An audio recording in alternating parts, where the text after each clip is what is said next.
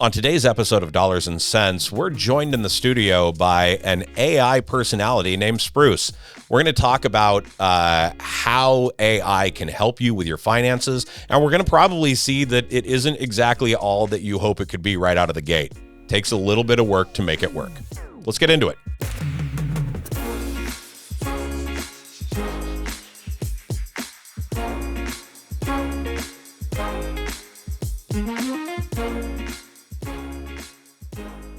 Hi, everybody, and welcome to Dollars and Cents, Hapo Community Credit Union's financial literacy podcast. Today is a bit of a unique episode. You may notice, if you're watching us on our YouTube channel, that I'm the only one in the studio today. But that's not really true. Our guest is cutting edge. We're actually going to be chatting with an AI utility. In this particular situation, we're going to be working with ChatGPT, and our goal here is to see what we can use AI for when it comes to dealing with your finances. So let me go ahead and introduce our guest. Our guest today on the podcast is going to be called Spruce. Spruce, welcome to the podcast, and give the people listening an introduction about who you are and what your purpose is. Hey everyone, I'm Spruce, your friendly AI assistant here to help you navigate the world of personal finance. My purpose is to make managing your money easier and more accessible.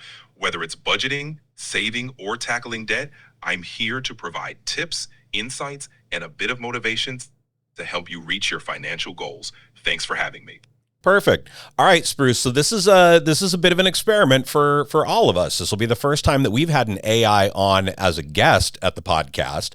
And normally we've got our own certified financial coaches or experts in their particular fields talking about these items. You being an AI should be relatively an expert in the AI finance field, correct? That's right. While I'm not a human expert, I do have access to tons of data and insights on how AI can be leveraged for personal finance. I can share practical tips, strategies, and examples to help simplify complex financial concepts. So I'm here to make things as clear and actionable as possible. Perfect. So today we're going to be going through a couple of exercises. We have generated some financial data, about 3 months or so worth of made up bank statements that we're going to feed to you here in a little while, where you can then talk us through what you're going to do for analyzing what's in there and give us some insights into what we should, or what this imaginary person should be doing to help clean up their finances. Are you ready to do that? Absolutely, I'm ready. Once you share the data, I'll dive right in and walk through the steps for analyzing spending, finding areas to optimize, and suggesting a game plan for improvement. Let's do it. All right, Spruce. So I've uploaded the financial statement to you. It should be about 3 months worth of income, expenses, subscriptions, and everything else. Go ahead and talk us through your process for analyzing this data. All right, let's break down how I'm going to analyze this bank statement. The goal here is to identify spending patterns, spot unnecessary expenses, and come up with actionable tips to help cut back where it makes sense. First, I'll look at a few key things. 1, categorizing transactions. I'll group your spending into categories like groceries, subscriptions, dining out, and bills. This helps pinpoint areas where costs are higher than expected. 2, identifying recurring expenses. Subscriptions and other regular payments often sneak up on people, so I'll flag anything that repeats monthly. 3, spotting high-cost areas. I'll highlight categories where spending is consistently high to see if there are ways to cut back. 4, NSF non-sufficient funds fees. These fees can really add up, so I'll take a closer look at how often they occur and how much they're costing. After that, I'll give you some insights on where you could save money or make adjustments to hit a specific financial goal, like saving an extra $200 a month. Give me a sec to break down the numbers for you. All right, I've got the data loaded up and it looks clean. No missing values. We have 4 columns to work with. 1, date, when the transaction occurred. 2, description, a brief note about what the transaction was for, like a store name or bill. 3, amount, how much money was either spent or received, positive for income, negative for expenses. 4, Balance, the account balance after each transaction. The next step is to categorize these transactions to get a better picture of your spending patterns. I'll start by grouping common categories like groceries, subscriptions, dining out, and any recurring expenses. I'll also flag any NSF fees to see how much they're adding up. Give me a moment to break it all down for you. All right, I've broken down the spending and income by category. Here's what I found. 1. Income, total of $8,750. This includes your paychecks and any other deposits. 2. Groceries, spend about $665. This covers supermarkets like Walmart, Safeway, or Costco. Bills and utilities, around $648. These are recurring expenses like electric, gas, and internet. 4. NF fees, $35. This is how much you've lost to non-sufficient funds or overdraft fees. 5. Miscellaneous. This category is pretty significant at over $15,500. Likely includes unrecognized or varied expenses. We might need to take a closer look at the miscellaneous category to see what's driving that number up. Let me know if you want me to dig deeper into it or analyze any specific category. I'm sorry, but I'm having trouble responding right now. All right, Spruce, that was a lot of information that you provided to us about this process, categorizing, looking at the income, the different bills, fees, and then miscellaneous stuff. So as a general look at the category, what do you think our data shows as far as the subscriptions that we have? Are we paying for too many? Are we paying for any that aren't actually being used? As well as then you mentioned a miscellaneous category, which was a pretty high amount. Give us some evaluation and analysis about those. All right, I've broken down both the subscription and miscellaneous spending. You can see the detailed breakdown on your screen right now. Here's what I noticed right off the bat. 1. Sorry, I'm having issues right now. Could not understand what you...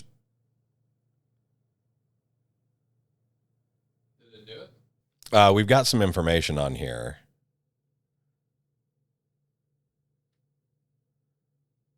And it is picking up my voice for most of the responses.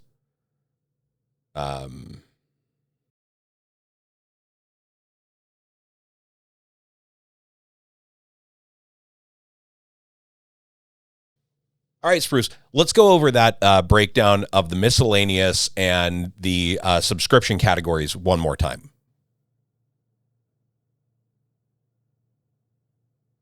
Absolutely. Let's break it down one more time. Subscription category 1. You have several recurring subscriptions that add up significantly over time. Here are the main ones.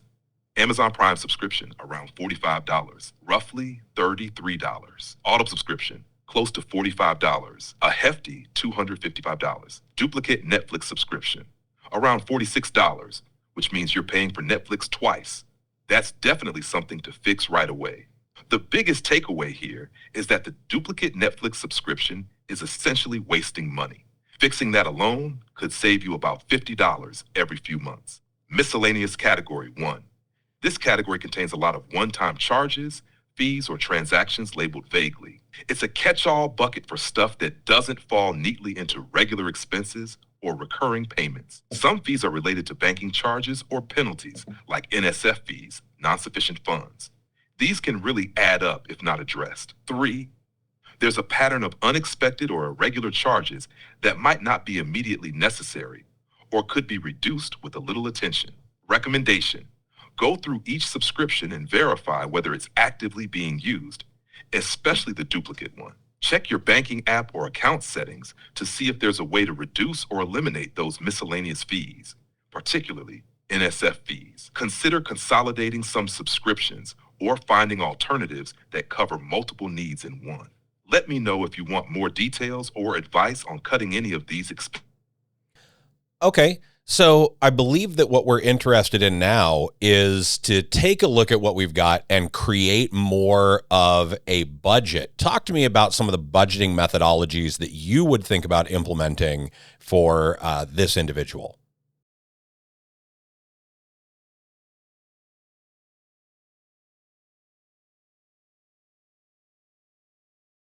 Connection failed. Click to retry. Spruce, let's go ahead and start talking about budgeting with this particular set of 3 months worth of data.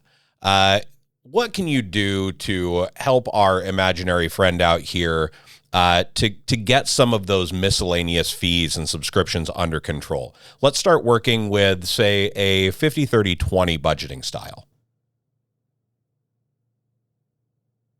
All right, let's take a practical approach and use the 50-30-20 budgeting method to help our imaginary friend out. Here's the breakdown. 1. 50% needs, essential expenses like rent, groceries, utilities, and minimum debt payments. 2. 30% wants, non-essential spending like dining out, entertainment, and subscriptions. 3. 20% savings, debt repayment, emergency fund contributions, savings, and extra debt payments. Step 1. Categorize spending. First, I'll go through the data and break it down into these 3 categories. We'll see how much of the total income is going toward each one and identify areas where adjustments are needed. Step 2, set targets. Based on the income data from the statement, I'll calculate what each category should ideally be in dollar amounts. Step 3, adjust spending. We'll focus on reducing duplicate subscriptions and high-fee services, trimming unnecessary miscellaneous expenses, allocating more to savings and debt repayment if the current budget is off balance. Give me a second to do the math and see how well the current spending aligns with the 50-30-20 rule. All right, I've broken down the spending into the 50-30-20 budget categories, and here's what we found. 1, needs 50%. Target about $5,625. Actual $6,360, over by $735. These are essential expenses like rent, utilities, groceries, and necessary bills. We're slightly over budget here, so we might need to cut back on some higher cost essentials or find ways to reduce bills. 2, wants 30%. Target about $3,750. Actual $4,350, fund under by $318. This is good news. It means discretionary spending is relatively controlled. However, since subscriptions fall under this category, fixing that duplicate Netflix fee could bring this even lower. 3, savings. Target, about $3,750. Actual, $18,050, exceeding by $15,000. This is actually a positive surprise. It seems like a large portion of income is being saved or invested, which is great for long-term financial stability. 4, miscategorize. Actual $10,252, over by $19,628. This category contains fees, unexpected expenses, and irregular charges. A significant portion of this could be NSF fees or one-off payments that could potentially be minimized. Suggested adjustments. 1, eliminate unnecessary subscriptions. Fix the duplicate Netflix and reassess any other services that aren't actively used. 2, reduce essential costs. Look into lowering bills like negotiating your cable or insurance rates. 3, clean up miscellaneous expenses. Dig deeper into this category to understand why it's so high and eliminate avoidable charges. 4, maintain savings rate. The strong savings habit is fantastic. Keep that going. Let me know if you want help creating a plan to trim down those high-cost areas. So as we get ready to walk into this plan to trim down those high cost areas, I just want to verify, are the numbers that we're getting in those categories, is that an annual budget or a monthly budget that you're providing us with? Great question. The numbers I'll be calculating here are based on a monthly budget. Since we're working with 3 months of data, I'll take the average monthly income and expenses to give a clear snapshot of how the budget looks on a month-to-month basis. The goal is to align the monthly spending with the 50-30-20 rule, so it's easier to make adjustments and see immediate improvements. Once we get those numbers, you can easily scale them up to annual if needed. Let me crunch the numbers for the average monthly income and expenses and then break them down into the 50-30-20 categories. All right, I've broken down the budget using the 50-30-20 rule, and here's what we're seeing. 1, needs, 50% of income. Suggested budget, about $3,125 per month. Actual spending, roughly $7,008 per month. Difference, over by about $3,883. This means that fixed expenses like rent, utilities, groceries, and essential bills are taking up way more than half of the income. We'll need to take a closer look at how to trim down some of those costs or possibly reevaluate if some are really needs. 2 wants, 30% of income. Suggested budget, around $1,875 per month. Actual spending, about $432 per month. Difference, actually under budget by about $442. Surprisingly, discretionary spending like subscriptions, dining out, and entertainment isn't as big of a problem as it might have seemed. However, there's still room to save a bit more here, especially with the duplicate subscriptions we found earlier. 3. Savings, 20% of income. Suggested budget, around $1,250 per month. Actual contributions, an impressive $18,750 over 3 months. Difference exceeding the savings goal by a lot. This is actually a great sign. It means that despite the high spending on needs, there's still a solid focus on saving and investing. Recommendations. 1. Reevaluate needs spending. Look at fixed expenses like rent, mortgage, and utilities to see if any cost reductions or negotiations are possible. 2. Trim wants further. Even though it's under budget, cutting redundant subscriptions and being mindful of occasional splurges can free up extra cash. 3. Keep up with savings. The strong savings rate is a big win. Maintain it if possible, but balance it with cutting down on essential expenses. Let me know if you want me to dig deeper into any of these categories or suggest specific ways to reduce the high-cost areas. So, Spruce, one of the numbers that you gave out kind of piqued my interest. I'm curious, in the savings category, are you counting the entire paycheck that we're receiving as direct deposit as a savings value, or are you considering our savings to be the net monetary gain over the course of 1 month? That's a sharp observation. In the context of the 50-30-20 budget, savings isn't just the paycheck itself, but rather the net monetary gain after all expenses are accounted for. Here's how I'm calculating it.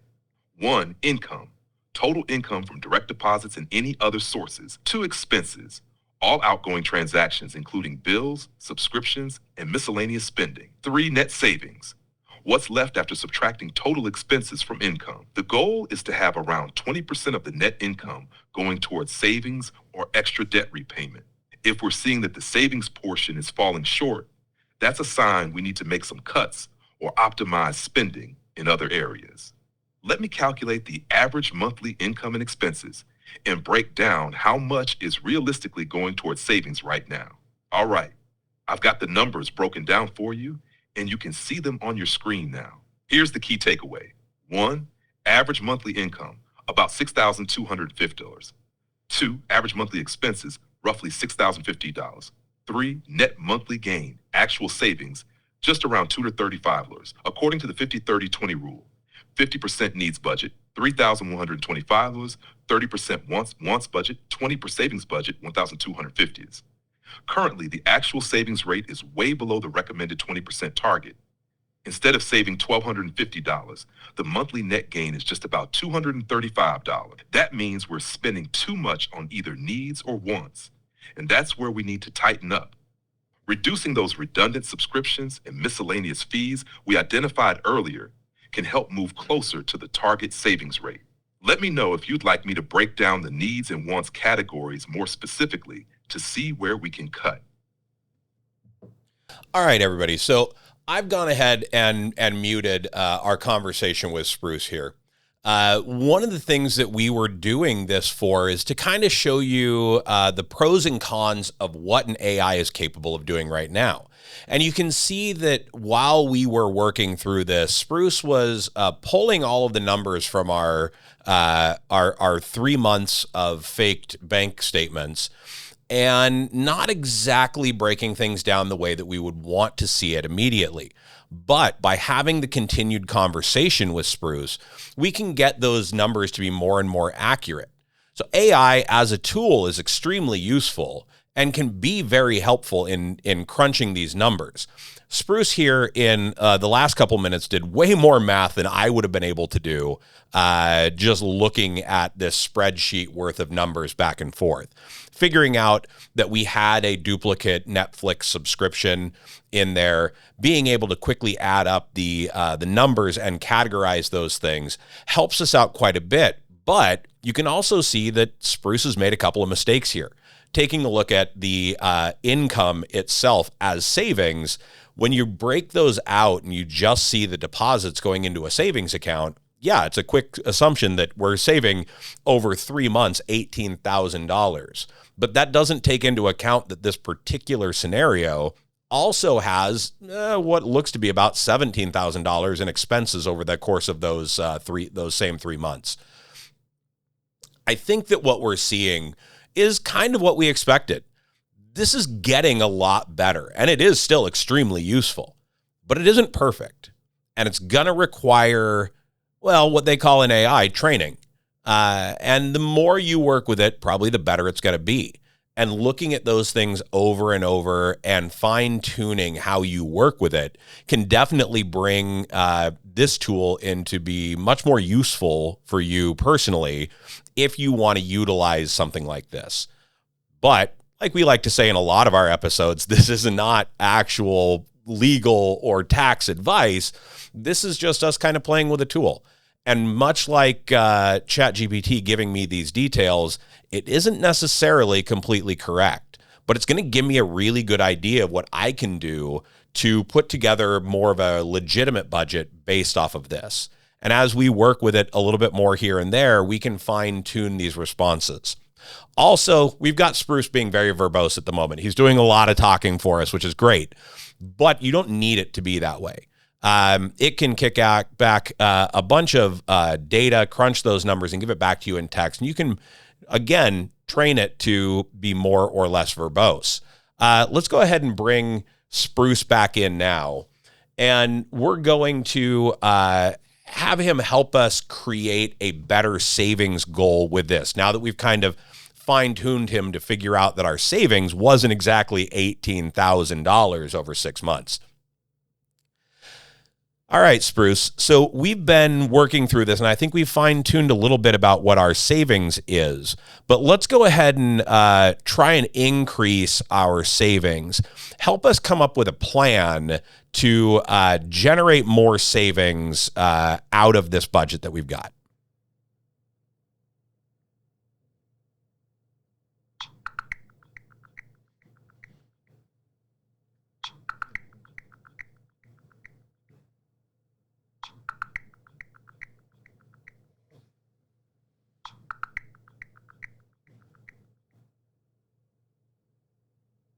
All right, I've broken down the 50-30-20 budget compared to the actual spending, and here's what we've got. 1, needs 50%. The budget suggests around $3,125 per month, but the actual spending on needs is significantly higher at about $7,008. This tells me that essential expenses are eating up a much larger portion of the budget than planned. 2 wants, 30%. The budget allows for about $875, but actual spending on wants is way over at $11,037. That's a huge gap, indicating that discretionary spending needs to be reined in. 3, savings 20%. The budget suggests saving $1,250 per month, but the actual savings... Hold on. Spruce, our wants apparently really skyrocketed between our last couple evaluations on this, that 30% category. What did you calculate differently this time around that made our wants number jump up so much? Great catch. The spike in the wants category likely came from how I categorized the expenses this time around. Let me explain. 1, categorization refinement. In this latest breakdown, I made a broader sweep when identifying wants, using keywords and a bit more automated logic. This might have lumped in some expenses that should have been categorized as needs or savings. 2, subscription costs. Some of those recurring subscriptions might have been classified as wants this time, rather than breaking them down more carefully. Since subscriptions can blur the line between needs and wants, that might have inflated the total. 3, miscellaneous charges. Any unclassified or vague transactions also defaulted to the wants category. Some of these could have been misclassified, especially if they were one-time necessary purchases. 4, human error in categorization. Since I used keywords to classify, some essential bills or utility payments might have accidentally landed in the wants column due to how they were labeled. Let me take a closer look at the wants breakdown and see if any critical expenses are being miscategorized. Give me a sec. All right, I've pulled up the breakdown of the wants category, and here's what I'm seeing. 1. Subscriptions. The usual suspects like Amazon Prime, Apple Music, Audible, and cable are there, but they don't make up the bulk of the wants. 2. Bar outings. This one really jumped out as a major contributor. Spending on bar outings alone is way higher than expected, over $370 in just 1 month. That's probably what caused the spike and skewed the overall wants category. 3. Cable subscription, another notable cost at $255 per month, which might be worth reconsidering or looking for a cheaper alternative. Adjustments to consider. 1. Cutting down on bar outings. Setting a budget for social activities could make a big difference here. 2. Reevaluating cable.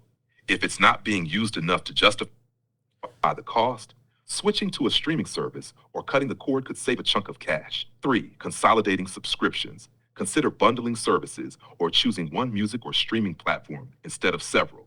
Let me know if you'd like help creating a revised budget or digging into any specific area. So I've gone ahead and I've muted Spruce again here.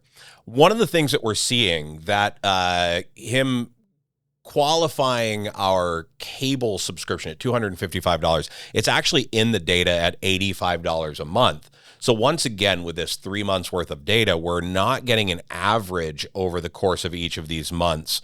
Spruce is doing a decent amount of calculation. I feel like if we were to spend some time working with him a little bit more on this, maybe even limit it to, or either A, expand to a full year worth of data, or B, contract it down to a single month, we could probably work through the details with Spruce to identify each of these expenditures and put them into those categories, making sure that they're not crossing over categories.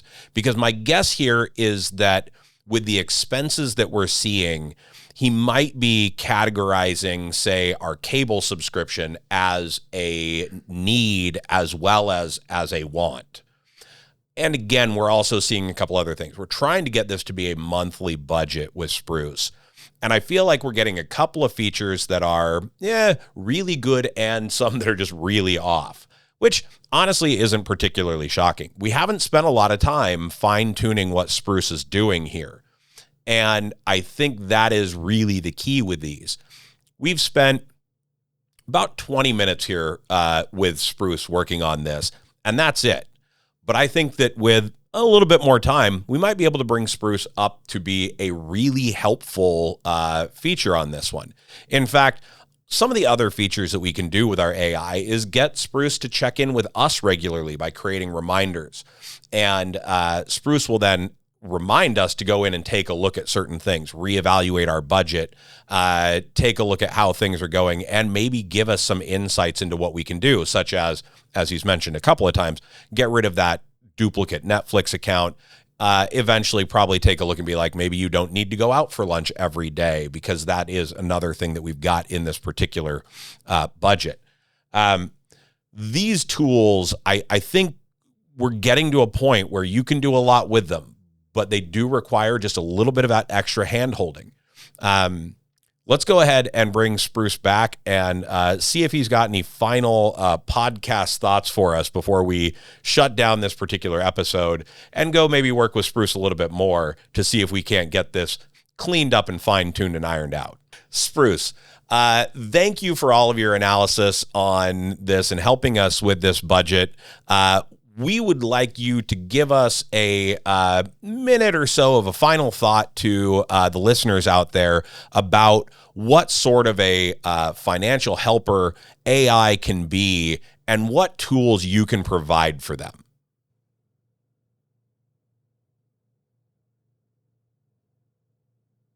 Absolutely.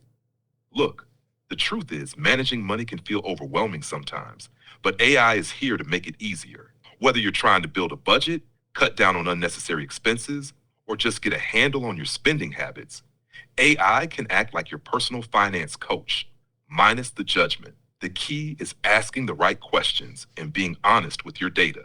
You'd be surprised how quickly AI can spot patterns you might miss, like that sneaky duplicate subscription or recurring fees. It's not just about crunching numbers. It's about giving you actionable insights to make smarter decisions with your money. And remember, The tools are only as good as how you use them. Take advantage of budgeting apps, automate your savings, and use prompts that dig into the nitty-gritty of your finances. The more you lean into it, the more you'll realize just how powerful AI can be as a money management partner. Thanks for having me on the podcast. Keep making those money moves. All right. So you heard it there from Spruce.